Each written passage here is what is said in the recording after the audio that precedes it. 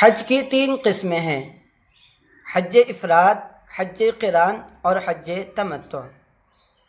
حج افراد یہ وہ حج ہے جس میں میقات سے احرام صرف حج کی ادائیگی کے لیے باندھا جاتا ہے، اور اس کی نیت یوں ہوتی ہے: اللہم انی ارید الحج فیسرہ لی وتقبلہ منی۔ اے اللہ، میں حج کا ارادہ کرتا ہوں، اسے میرے لیے آسان کر دیجئے اور قبول فرمائیے۔ نمبر 2، حج قران۔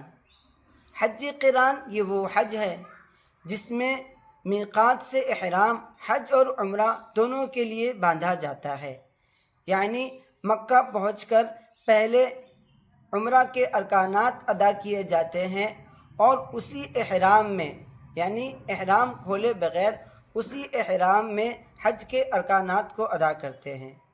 اس کی نیت یوں ہوتی ہے: اللہم انی ارید الحج والعمرۃ فیسرہما لی وتقبلہما منی۔ اے اللہ، میں حج اور عمرہ دونوں کو ایک ساتھ ادا کرنا چاہتا ہوں، اسے میرے لیے آسان کر دیجئے اور قبول فرمائیے۔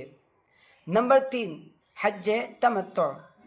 حج تمتع یہ وہ حج ہے جس میں میقات سے احرام صرف عمرہ کے لیے باندھا جائے، اور مکہ پہنچ کر وہاں عمرہ کے ارکانات ادا کر کے ہم احرام کھول دیں اور 8ویں ذی الحجہ کو حج کا احرام باندھے اور حج کے ارکانات کو ادا کرے۔